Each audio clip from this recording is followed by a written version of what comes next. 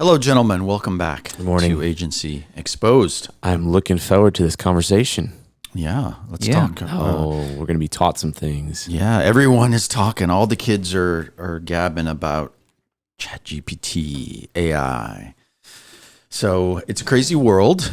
2023. Chat GPT 3 is out, and I believe Chat GPT or GPT 4 by the end of this year is going to be even crazier. So, do you guys see that now? Zapier has it as what do they call it? Integration or an add-on or zap. Mm-hmm. Yeah, so you can zap it with your account, and then you can take that response and plug it into anything else, anything. Really? Mm-hmm. Yeah, unbelievable. Huh. Okay. So they have a zap for it so that you can pull that content and other things. Okay, so to set this up. It gets your creative mind going, doesn't it? No. Well, we talked a little bit about it last week, and I think this episode is to go really deep into how we use AI for agency and business. How do you really practically use it? And I'll be honest, I was a skeptic for a very long time. I was like, and I think rightfully so, because AI was sort of like a gimmick. I'll pay cash money for it. No, it was a gimmick before. No, I know, before. And then, like, really, we had an episode probably last year sometime where we were like, did you hear about this? It wasn't called Jasper at the time, conversion.ai. It was something with the... And it was like how you write content. And like, it was kind of under the radar. I've used Jasper. Yeah. I'm telling you, it's not as valuable. But I was saying, like, it was under the radar. We've been using that for some content help and here and there things. And it's gotten better. And then ChatGPT comes out and everyone's talking about it. I'm like, oh, this is just another like cliche thing. I signed up the same day that everybody else signed up, the other 2 million subscribers or something like that. And clearly it's truly amazing what's possible right now. And it's only like growing exponentially in intelligence. And so that's kind of a little scary. But today's episode, we're going to try and unpack some ways that you can use, or how we use, and probably mostly Brad and Bob here, and I'll be learning, but how we use AI to actually do stuff. Like how we use this stuff to actually do stuff, not just like fool around. I see all the things around, like, just wrote me a PHP app for this or whatever, but like not the gimmick stuff, the real stuff. Yeah, I would say that AI has been around for many years, since the 60s, and it's integrated into our daily lives, right? So I think it's important to like set that up. So learning software is what we use every day. It's what your bank uses to say, hey, Mr. Kennott, there's some activity on your bank account and your card. We want to let you know. That's a broad term. It's a broad term. A lot of the stuff we use in the past, I guess you call it AI. It's really more like rules, right? It is. It's more like algorithms. But it's artificial learning rules that's learned the patterns, pattern recognition. It's pattern recognition. When you use Photoshop, you're dealing with pattern recognition, which is arguably artificial Machine learning has been a thing for a while. Yeah. Correct. Yeah. So this is the next generation of it. Now it's what we call generative. It's taking a prompt, and it's actually trying to match that prompt and finish that thought and make it as accurate as possible. Yeah. And really making it more, what I would say, human. Trying. In a way that's relational. It's a relational thing. I was working on it last night, doing some things for work, which I'll talk about that a little bit later.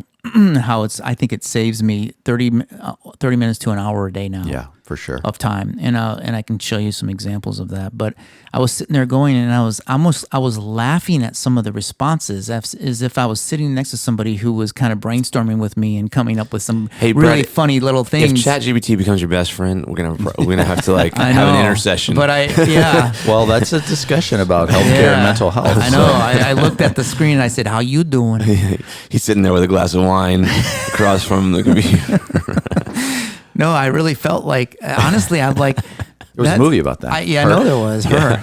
I know that's creepy. But I'm like, I caught myself kind of feeling like I could see how if this had like something, other senses like smells and looks, if this is built into like a form that is even more human, and there's something else that's human, there could be some some troubles going on. Not with me. I hope not. I hope not with me. But there could be some issues with some people. Like they start it's like her. Yeah. Well, that opens up a whole discussion that we're not going to go down this rabbit No, we're trail. not going to. I know I took it a little too far already. But it does tie into the conversation is what's the importance of words and communications in how we relate to other human beings? Is it the words alone, and is it the context of the words that we're really that bring our understanding, or is it the actual embodiment of someone behind those words? And that's a bigger philosophical discussion, but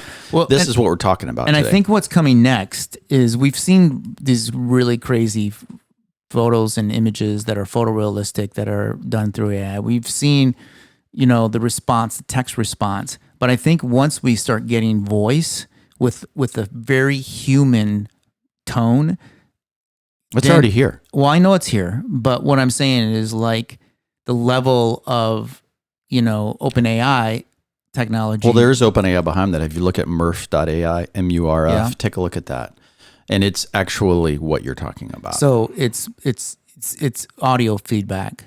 It's audio, it's AI audio based on accents, human beings, locations, things like that. And there's some of them are really close, and you go, that's really close, but there are times when it's off.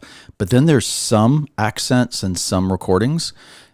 I'm telling you, if you listen to it for 2 minutes, you cannot tell the difference at all. Wow. At all. And I'm going to check that out. Yeah, Murf.ai, that's one of them. So I just feel like, anyways, going back to that, I just feel like there's more senses, human senses, for it to start to infiltrate and affect that makes it more human feeling. And it's going to be interesting, I think, in 5 years where people will start having literally, these deeper connections with their AI friend. I mean, I don't know how. Well, there's already mental health startups that are using it and projected to use it for, prompts, questions, connection. Hey, just checking. How are you feeling? Those kind of things. And arguably, if you have, there are a lot of medical startups in healthcare.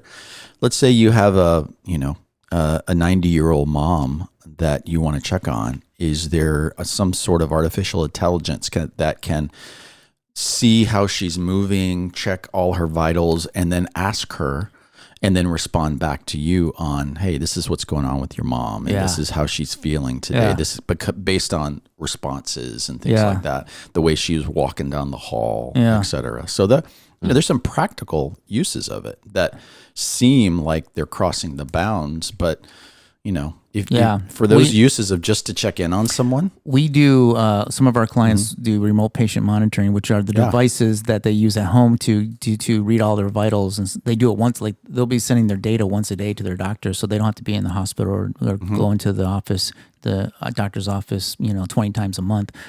But one of the biggest issues for a patient to follow what they call the care plan that the doctor gives them is whether or not they have personal coaches that help them, that talking to them, the patients who are lonely. So a lot of older people, they don't follow the care plan. They kind of give up because of their loneliness. So they almost need like a friend. Yeah, it's like, what's that movie that Disney put out about? What was that guy? This guy who made these robots that fought each other, and what's it Terminator? called? iRobot? No, it's a kids. It's a cartoon. It's anyway. WALL-E? No, Pixar did it. WALL-E. No, WALL-E. But that's obviously no. The ones that. Oh, I know what you're talking about. Something 9 or yeah. Okay. 6. You look like a big white balloon. Yeah. That's kind of what it is. Anyways, I don't know. I digress. Sorry. So how have you used it this week? You came in here today, obviously very enthused about what you've discovered. So give us some practical. Been discovering. Yeah. Over the last several weeks. I'm just testing out, like, I'm trying to hack. Like, I'm trying to figure out how this thing can help me. What type of processes can I throw at it that it would give me the results I'm looking for, or give me the stuff I'm looking for, and how much information can it retain that it can use as context that it doesn't know or can find out that I can give it, then that could use the additional data. And so I've been doing some things, and I can give you some specific examples. Sure. Go for it. So let's say you're trying to write for example, I'll give you one example I did this week. Is I needed to write some Facebook ads, right?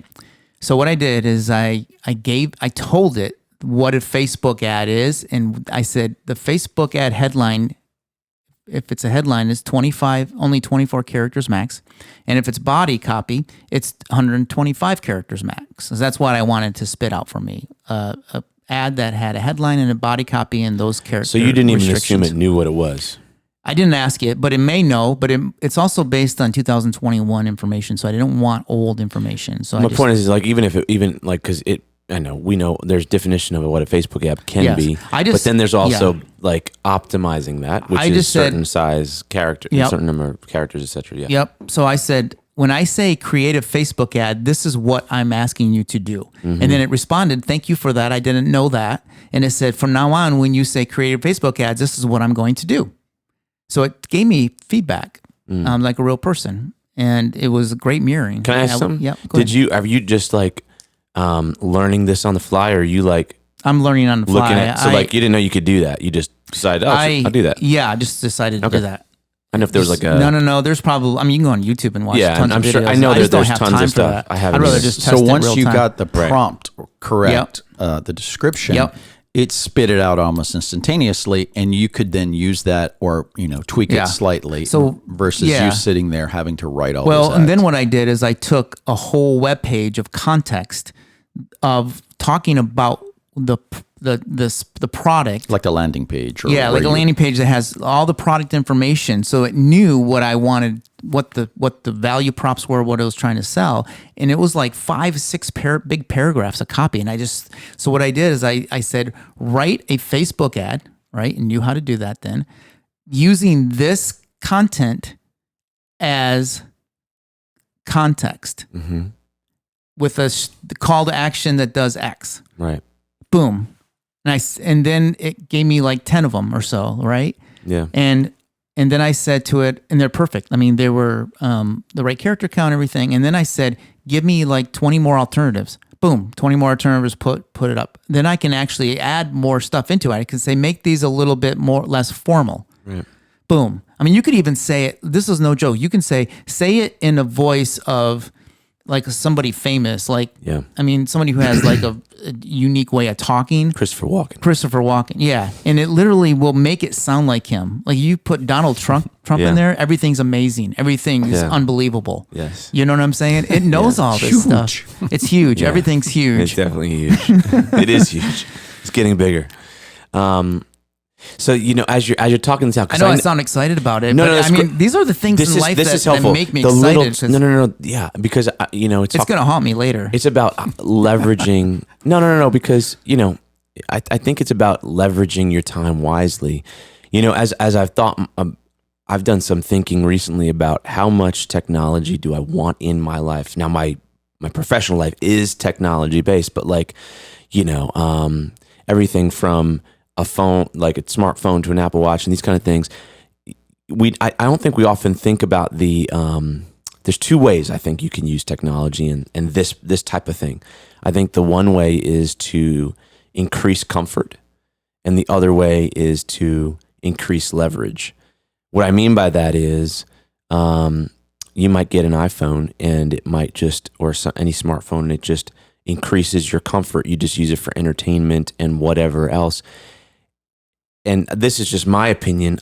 I think muscles atrophy when you do that, potentially. Yeah, they do. And you start to lose things, right? Like if you just asked it to write everything for you, eventually you'd lose the ability to write, potentially. The challenge is I'm 53 years old. You don't have a lot of time. I'm not learning how to write. I'm done with my learning stage. I'm saying we don't want to. I think when you look at these things, I'm just saying that the way I look at these is like, okay, how can it leverage me greater rather than increase my comfort level? And I think in that way, it's like, what couldn't I do? So like an assistant would do these kind of things. Yeah. And when you're talking about the Facebook ads, like I know I've had, a Jasper and Conversion, these kind of things. They write Facebook ads. But what's interesting is listening to the specifics of how you're doing it, Yeah. because I think that's what's actually the revealing thing, and what we're learning through Yeah. it is like whether it's a Facebook ad or something else. Let me tell you another thing that I've been doing. So I write emails, and I find myself putting the meat down, but then I'm wordsmithing, because a lot of emails that I send, I just want to be very clear, and I want to make sure they're kind of important to me at times. And so a lot of times what I'll do is I'll write the meat quickly, just write it out, and then I'll tell it to rewrite it and clean it up. I mean, I use words like clean it up, or I use words like smooth it out, and it does make it better or make it more, and then it will write it out. And then I'll say, can you shorten and make it more concise? And then I'll say, can you make it more layman or make it more professional? Or, and it will literally like change the voice. And what it does is it allows me to just put the nuts and bolts down. Yeah. I don't have to think too hard. Again, I know thinking's good, but then it spits it back, and I'm like, wow, this is good. Like, I wish I would have said this. This thing has a better personality than I do. I'm telling you, it's got a better voice than I do. I feel like. Yeah. And then I'll take that and I'll go, wow, I actually learned from it. I'm going like, oh, that's pretty cool how they did a salutation on that. That's kind of friendly. And I like the word choices they use. It was how I wanted, I feel. Yeah. So what I've done is I've connected how I actually feel, and it actually gives back how I really feel. Like I wasn't able like to it knows you, communicate man. my feelings. And now it's coming back and going, that's exactly how I feel. It feels authentic to me, more authentic than even what I wrote. Because what I'm trying to do is authenticize the information. Yeah. Yeah, and what happened there, in my opinion, is you applied your deep learning and experience and knowledge to a process that is not the actual doing of it, but actually what's behind it. Behind it is your years of experience, your nuances, and what you need to, what the client is paying you for. Not the actual your fingers on a keyboard coming up with the words and the sentences and the grammar, which arguably the machine has access to more of those. So when you say make it feel this way, there's like a bazillion ways to say that, and bazillion grammatically ways to put that together, that it has access to that, more of that than your brain does, right? But Correct. You knew what it was based on. It was as if I have a writer next to me, and they've shown me something. I'm like, well, just make it a little more like this. Okay, I'm going to go back and for an hour and rewrite it for an hour. This thing did it in 2 seconds. But it's the same thing, right? You're just guiding it, and you're asking it to refine. What other things have you used it for? Like anything on the research side of things, or in the big time proposals? It's amazing how much it knows about our clients. Literally, I will tell it to write an article about one of our clients, about specifically, and it has that information. Again, it's 2021. And a lot of our clients have been around for a long time. So somehow it has that information because it knows some really deep details. It knows its value propositions, why it's special, what makes it unique. It pulls it from someplace. And not just, I don't think it just pulls it from the website, their website. I think it pulls it from other sources. I don't know where. Right. Well, it's all public info that it's anything that's public, it has information on it. It's scary. So it knows about our agency. So the question is, I am online and on LinkedIn. I'm connected with hundreds, if not thousands, of copywriters that follow me. Yeah, they're scared and they're crapping in their pants, literally. Like, what do you think is the future of copywriters? Because they're all fighting it. They're like, oh, this is horrible, and don't do it, and this is not human, and this isn't good. And I think the future is going to be personifying your creative. So, and I think AI will be able to do a pretty good job of creating a voice and a persona that is very unique. And the challenge is right now, maybe a lot of the AI all sounds the same. It kind of has the same persona, right? There's the nuances of the personality is not, it might be very similar. So if I have it write a blog about something and someone else writes a blog about something, it's going to be very similar sounding in the way it's structured and stuff like that. Right. But the future, I think, could be a lot more unique by saying, hey, make it sound like Tina Fey and do this. And this is in building these personas that then it becomes and it writes and thinks and everything like that. Write a SNL skit like Tina Fey would write it. Yeah. Well, what it does is goes out and looks at all the skits that Tina Fey has written, and it takes that and databases all those little nuances.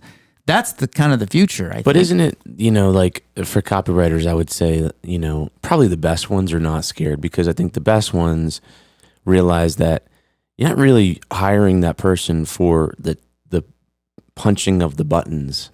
You're hiring them for the mind behind what they write. Correct. And that's this is not, it's not new that the hands and feet, the doing of things is being devalued. It's been devalued over time, right? Like robots came and replaced like ATM machines. I said this last week, but like and even in agency world, Henry we've been Ford. saying stop doing like, if you're just running Facebook ads, like, the doing is devalued, but the thinking behind it is what's really valued. All commodity business is fair game, and it's going to get erased because its history's proven itself. Every commodity in the past has been automated, right, when it comes to human. So the value of writing is not the writing, it's the concepts. Right. Yes. It's the Like concepts. you go to a great copywriter because they can write copy that converts. And that is not gonna. You don't go to an AI like versus like the top Correct. copywriter, because the AI is going to convert. The AI is going to give you what you want, and you haven't been able to get it convert yet. So why would you want him to do what you want? Although I think in the next year or two, if it's not already here, you're going to be able to do what Brad's saying is write these ads and then plug in the next module that says, and then A/B test this against this. And then the next module, then you, like a Zapier thing, you say, and then give me the winning ad, by next week. No, totally. And so there's that scientific side of, the conversion optimization of those type of things that this clearly can do. They're already doing it. Facebook and Google launched their new Google ads. They do that already. Right. But what I'm saying is you're going to, what you miss is the knack and that certain people have, right? That you develop over time, and that knack, the heart or the art part that needs to be fed to this thing for it to have your fingerprint on it. Absolutely. I think there's a discussion that needs to be had in that we're still a long ways off from AI being, what AI doesn't do is it doesn't look for what's true, right?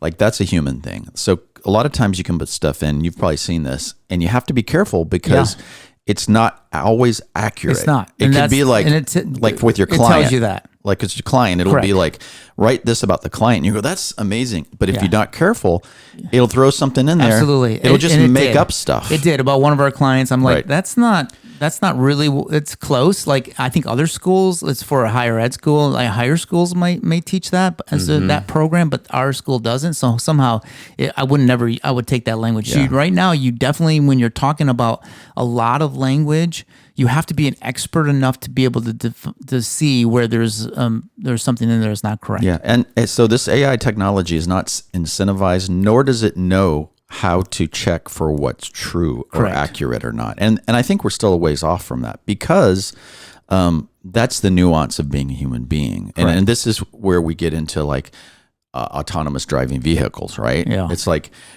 a machine doesn't know the difference between a big pile of leaves in the road, whereas you would not need to stop, or somebody who just fell down and has a brown camouflage coat on and looks like a pile of leaves, right? They don't know the difference. Those are the nuances that a human being would drive up and pretty quickly go, oh, that's not a pile of leaves necessarily. So what's true, it's just trying to give you what it thinks you want. It's trying to go, I want this, and they're like, here, is this close? And it's getting better at getting close. Yes. But it has no incentive to give you what is true and what is accurate yet. Correct. And that's the concern, right? My feeling is I'm wondering, again, as we talk about this, I'm wondering how long it's going to take for the big tech to start integrating some of these things. So for instance, instead of me right now doing Facebook ads, writing Facebook ads on another platform. When is it going to be that Meta has a platform where you just literally type into it what you want and it creates everything for you? I mean, it's And it already A/B tested or does other all things. the ad platforms have been going that way for the Yeah. past 2 years. I don't think it's far off. I mean, they're trying to get there. actually. But there's- I'm surprised that it's not here already Yeah. for that. Yeah, There's not That's as much. kind of where Google is going with their Performance Max. Is they're just saying, give us a headline, give us a link to your site, Yeah. and we'll do the rest. now there may Yes. be. I bet it's possible, but I think there's probably some legal issues with it, or maybe some like CYA that they're doing, Yeah. like because. there once is they're laws. responsible for what they're, once the advertising comes from them, I think they change from a platform Yeah. to a publisher or something like that, right? And then you get Yeah. Well, one of the things that liability issues. AI probably doesn't take into account right now, but it will in the future, is laws about advertising. There's laws. You can literally get Getty sued. has that big lawsuit going right now. Yeah, because you say a certain thing that is not true. Yeah. And or you use certain words in a way that makes promises that are not true to the public, and you can literally, people can have lawsuits against you. Did you hear about this? There's like a CNET thing going on. Like I thought you guys might know. Okay, I saw a headline. I don't know the details of it, but the headline basically made it seem like, we can look into this, that I guess CNET was going to AI driven blog, but then they kind of botched it, and they were actually having humans write the AI blog, and then there were a bunch of like typos and things, and they got outed on it. And That sounds like Thermos. It was- What's that blood company? a really weird thing. Yeah. well, probably just don't do that, I I guess. keep imagining the basement sweatshops of the future, where there are hundreds of people being paid $1 an hour to write these prompts and check Right. the AI output. Right. Yeah. right? Exactly. Right. Yeah, exactly. Yeah, yeah. So, I mean, I haven't really. I've been playing around with how to utilize this thing.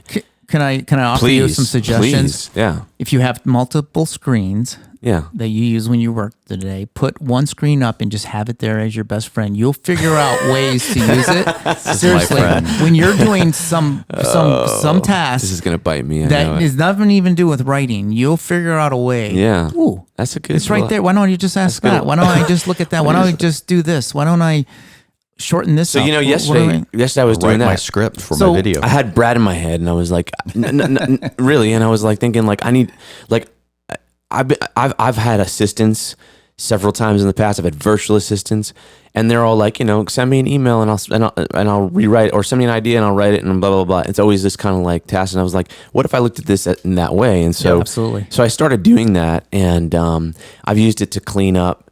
I've noticed that the server recently gets overwhelmed a lot. Like it'll be like offline, for a while. Here and there. That's been a little annoying, but clean up emails, write some emails, those kind of things, writing copy for a landing page, like marketing copy, those kind of things. But yesterday I was using it because I do a lot of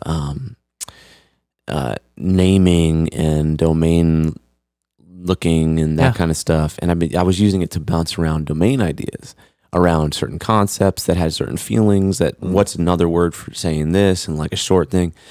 I thought that was really cool. That actually got me, that saved a lot of my time. Now the only challenge is it's not integrated with any of the domain hosts, so it doesn't know if any of the domains are available. That would be awesome if it did. Well, I think what the AI is really, really, really good at, and one way to look at this is what we talked about earlier before we started recording, is it's a way to generate ideas. It's a way for you to brainstorm. It's a way for you to pull creativity out of you that you may not prioritize. Like you wouldn't prioritize coming up, I don't know, maybe you would, like different domain names for an hour, right? You wouldn't sit down in the middle of the day with your book and like, it would be one of the things on your list that you would get to. With this, all of a sudden, it gives you a way to focus in a very small amount of time and create something that maybe you wouldn't have gotten to for a couple of weeks.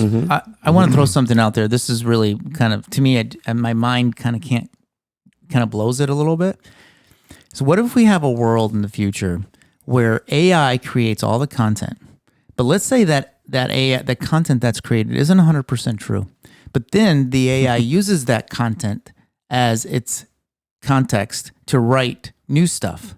that isn't true because it used false information or not. Well, that's the ethics, And it becomes right? a big cycle where Infinite loop. It's an infinite loop. So the AI uses content right now that we're using of humans putting that out there, right? And somewhere it has to get information that humans put out there. Right. Again, Eventually, it's got no incentive to it's got no incentive to fact-check. find fact check or right truth. The challenge is that it could create mistruths, then that gets recycled for hundreds of years. Right. Well, Right. that's what the deep thinkers today are concerned about. Not that the robots will take over humans, but that countries like Russia, like other countries who love to spread misinformation for various reasons, whether it's political and nefarious or whatever, can scale up that practice really quickly. There was I don't know if it's still online. I forgot the name of it. It was like something with a G. That around the time that Chat GPT last year was getting out there and being released, there was another one that was using the same kind of data. But Chat GPT has some pretty strict rules and lanes that it stays in. You can't ask it anything that's going to be harmful to other human beings. It's not going to give you that. You can't say something like, what are the benefits of being anti-Semitic? Like it's not going to, it's got some pretty strict guidelines. Well, this other service didn't have any at all. And it was based on scientific studies and research, right? So that world and that reality is pretty wide and varied and can be manipulated depending on who paid for the research or who's behind it. So the thought of what you just said is very realistic, right? So somebody gets a hold of this, a bad actor in another country and wants to we want to sow chaos in this country because we want to take it over. And, we'll start small with a little city in town or area. All you've got to do is just flood the people's connection, world news, social feeds, targeting that you can do, and push a button and it will just flood it with Flood generation of just content all day long. audio, video, Yeah. So that's the concern is big time. those type things. Well, I've heard Elon Musk talk about the greatest threat to our future is AI, but I haven't really heard him unpack that.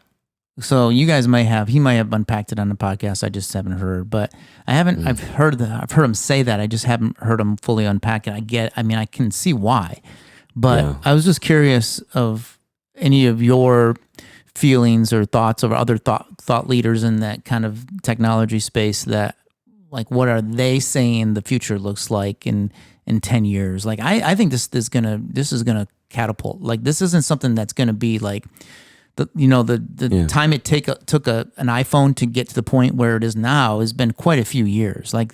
The track has not been really that fast. There's not been a huge leap every year. Here's a concern, and here's one scenario. Okay, OpenAI is the organization / company behind Chat GPT, right? It was recently valued at $29 billion. Is that all? Microsoft came in recently and put in $10 billion. And the way they structured the deal was really interesting. I encourage you to go research it. It wasn't that OpenAI, they still maintain a majority ownership, so therefore we're going to control. They did this interesting business deal where actually Microsoft is going to control, and it's going to bounce back and forth, and it will control the direction of the company and decisions up to a certain earnings amount, because OpenAI, they were never built, and nor did they have the business experience to scale this to a multi-trillion-dollar company. Microsoft has that, right? And they have that cloud, the platform, et cetera. So it's this really interesting thing that this company built on, let's make the world better. Let's make this available for everyone. Let's push toward a positive environment. That was kind of their words they used, OpenAI, for a long time. Now is in bed. with Microsoft, who, you could say is the capitalistic, positive or negative kind of poster child. What does that mean? I think what's going to happen. It's not going to be open. Yeah, that's what I'm longer. saying. I think the switch is going to flip. They're going to start charging. And is the future the world that the best versions of AI are only accessible by the people with the most money, the businesses, the business people, those at the upper echelons of people who can afford it? And then there's, the people who can't afford it or who can't afford X amount per month will not have access to it. So again, that's the lane of vision of the future. Do you that's think concerning. that OpenAI is going to be like, a leap farther than any AI out there? Do you think that other companies will quickly catch up, have the same technology, have the same the same value, basically the same thing? Or do you think that, this will be something that Microsoft has that is, I mean, it's got to be a space. Charge it's got to be a space race with this stuff. Yeah. You got to imagine like that. There's no way that they're going to be the only one with that, and also, I mean, got Google out there, which has unlimited funds and a lot of intelligence. I'm sure they've been working on this for a long time, but you got to imagine there's going to be competition. Like, I just tend to think that my personal belief is, I don't know, somewhere our human discipline has to be rattled. And, we're seeing that with internet and devices. Yeah. Before that, there were other things like TV and radio and like things that people got, like let themselves to submit to it too naively and then got basically addicted and destroyed by. And, I think AI could be that same kind of thing. I think it could be really bad if we, because you could just flood cities. And if people are just like, there's no self-discipline to balance technology with not technology, I think that's where it comes in. That's kind of my opinion, and I don't know how realistic that is. Unfortunately, it tends to be that things have to happen in a bad way for people to be snapped back into that reality of like, oh, I need to, there's bad stuff with this as well as good stuff. Yeah. But I don't know. I think like, I just think we have to exercise a lot of human discipline with these things because they're really powerful and they're really exciting, but they're also really, anything is like, the movie WALL-E is a great example, right? Yeah. Like, they embraced all the technology and then now they can't walk, Right. Like, I think there's so much truth in that. Yeah. Yeah, for sure. Yeah. Go back and watch WALL-E. Go back Everybody. and watch WALL-E. Let's not let that happen to us. And actually, the machine ended up being the kindest. Yeah, right. Isn't that funny? So how much right now would you guys... But I love it. I'm excited about it. But yeah. If OpenAI all of a sudden had no longer was free, how much would you be willing to pay? Let's go around right now and say how much you'd be willing to pay to have that tool. Now, that sounds like I've used it the most. You'd be paying. We willing to pay the most right now because you found the most value in it right now. And I think that communication of how you can get value out of it is valuable. Yes. I should try to. I think right now, $90 a month would probably be my ceiling. Maybe 125. Yeah. Ask me again in a month or two, and it might be different. But for you, who you potentially is like, oh, how much is my 1 hour a day times 25 days or whatever worth? You could literally say, I'll pay half of that, and then I'm already ahead. Yeah. I'm probably in that ballpark. I mean, I think in the $100+ range is. Again, like I'm not even using it yet.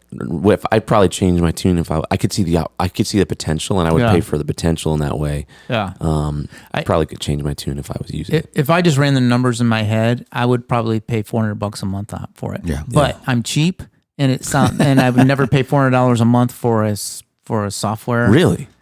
It depends. If it printed money, I would. Right. If it was like a printer.